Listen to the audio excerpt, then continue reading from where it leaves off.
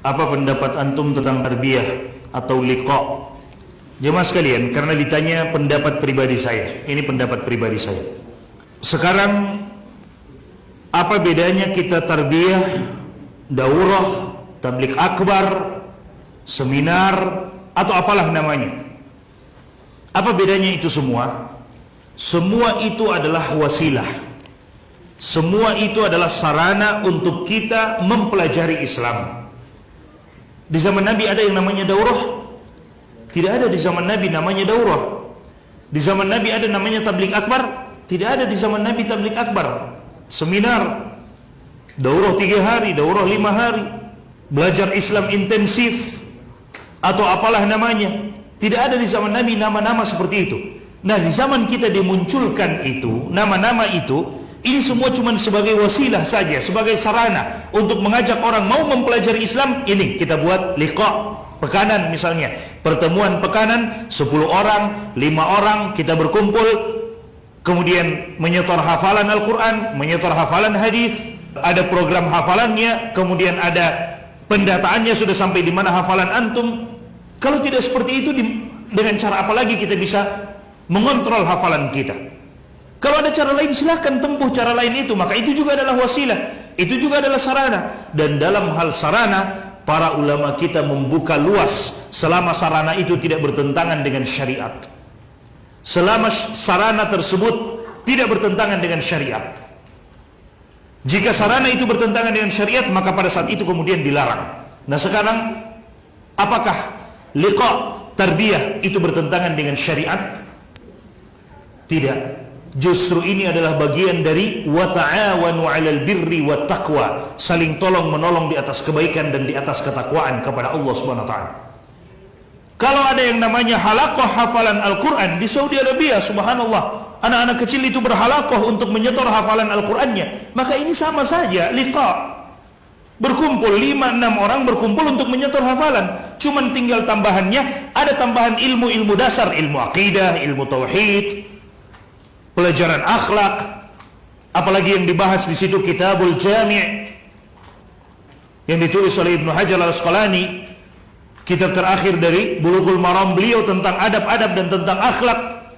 Disuruh hafal hadis itu, kemudian dijelaskan oleh murabbinya, oleh pemegang liqa'nya, dijelaskan ini makna hadisnya secara singkat, ini maknanya secara umum, ini maknanya, sehingga kita bisa berakhlak dengan akhlak hadis itu. Apakah yang seperti ini dilarang? Kalau yang seperti ini dilarang, baru kita hanya cuma duduk saja di majelis ilmu, setelah itu pulang, kita sudah lupa lagi apa yang disampaikan di majelis ilmu. Berbeda dengan liqa dan tarbiyah, insya Allah akan tinggal, kita bisa mencatat, kita bisa lihat langsung, kita bisa tanya langsung. Cuman berapa orang bisa bertanya langsung, diskusi langsung dan sebagainya. Apalagi kalau diberikan tugas. Coba bayangkan, kita mau dapatkan di mana cara yang seperti ini jemaah sekalian.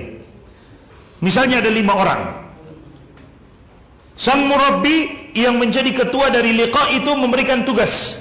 Orang pertama, kamu membaca kitab ini. Kamu yang kedua membaca kitab ini, kitab-kitab kecil yang sudah diterjemahkan, kitab-kitab karangan para ulama misalnya. Kamu baca kitab ini, kamu baca. Akhirnya jadi 5 kitab yang dibaca. Minggu depannya masing-masing meringkas apa saja faidah yang dia dapatkan di dalam kitab itu. Subhanallah, seakan-akan semuanya sudah membaca 5 kitab itu. Seakan-akan semuanya sudah membaca 5 kitab itu, padahal hanya 1 orang yang baca, tapi masing-masing datang dengan faidah. Saya dapat di kitab ini disebutkan ini, di halaman ini dan ini dan ini, faidahnya ini dan ini. Yang lain juga menyebutkan di kitab ini, yang lain, kita dapatkan ilmu yang banyak. Alasan orang yang melarang liqa atau tarbiyah, katanya karena di liqa dan tarbiyah itu yang membimbing bukan orang yang berilmu, hanya berlandaskan kakak tingkat. Bisa jadi ada tingkatnya lebih berilmu daripada dia. Kalau memang seperti itu, kalau begitu antum yang berilmu datang ke sini dan berikan kita tarbiyah. Antum yang menganggap diri antum berilmu datang ke sini dan ajarkan ilmu itu kepada kita. Jangan cuma berani komen kakak kelas, kakak tingkat yang memberikan ilmu, kemudian antum tidak mau memberikan ilmu kepada kita. Datang ke sini dan berikan ilmu itu kepada kita.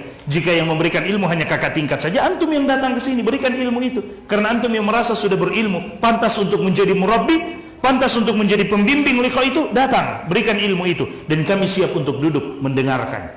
Kan seperti itu. Itu yang pertama. Kemudian yang kedua, tidak jadi masalah kakak tingkat atau yang duluan kenal dakwah atau yang duluan dapat hijrah, yang hijrah mendapatkan hidayah dan sebagainya, yang menjadi murabbi kita, pembimbing kita, tidak jadi masalah. Karena hakikat dari liqa dan tarbiyah bukan cuma sekadar mengambil ilmu dari dia. Hakikat liqa dan tarbiyah pada hakikatnya jemaah sekalian, dan ini saya tekankan kepada para pemuda yang ada di sini. Hakikat liqa dan tarbiyah bukan cuma sekadar bagaimana kita bisa mendapatkan ilmu, tidak. Tapi yang paling kuat daripada itu, bagaimana kita bisa menjaga hidayah yang Allah Subhanahu wa taala berikan kepada kita. Karena Nabi isyaratkan dalam hadisnya, al-mar'u ala dini khalilihi falyanzur ahadukum ila man yukhalil. Seseorang tergantung agama temannya, maka hendaklah setiap kita melihat kepada siapa kita berteman. Kalau kita tidak mau menjaga keimanan kita dan hidayah kita dengan duduk bersama orang-orang yang telah mendapatkan hidayah, lalu dengan siapa? Mau duduk dengan orang-orang yang belum mendapatkan hidayah? Wa na'udzubillahi min dzalik, bisa saja kita yang tertarik ke sana. Kalau kita tidak dapatkan ilmu, paling tidak kita duduk bersama mereka. Paling tidak kita bisa bersama dengan mereka. Ketika kita salah, mereka bisa ingatkan, atau ketika mereka salah, kita bisa ingatkan. Saling ingat mengingatkan. Yang ketiga, orang yang menjadi kakak tingkat, meskipun dia tidak lebih berilmu dari kita, bukan berarti kita tidak boleh mengambil ilmu dari dia.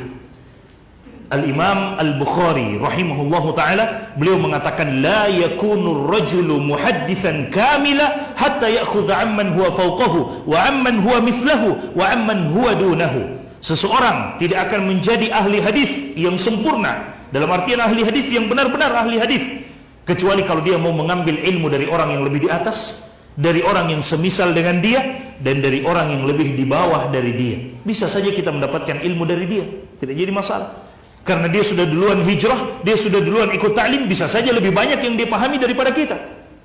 Kalaupun dia lebih sedikit memahami daripada kita, ada saja perkara-perkara agama yang dia sudah ilmui dan kita tidak mengetahuinya, atau kita belum mengetahuinya. Dan inilah perkataan para ulama kita. Saya selalu dengarkan perkataan ini dari Syekh Anis Shahir, hafizahullah ta'ala. Beliau selalu mengatakan perkataan yang selalu diungkapkan beliau, perkataan para ulama kita. Kata beliau, ma la yujadu fil bahr yujadu fin nahar. Ada saja ikan-ikan kecil yang kita tidak akan dapatkan di lautan yang luas, tapi bisa saja kita dapatkan di sungai yang kecil. Ada ikan-ikan kecil yang tidak kita dapatkan di sungai yang luas, tapi bisa jadi ada dia di sungai yang kecil. Maka ya, ini cuma wasilah sebenarnya, dan tidak boleh kita saling membid'ahkan dalam masalah wasilah. Karena kalau sudah membid'ahkan dalam masalah wasilah, sarana, sulit. Semua daurah tabligh akbar akan dibid'ahkan.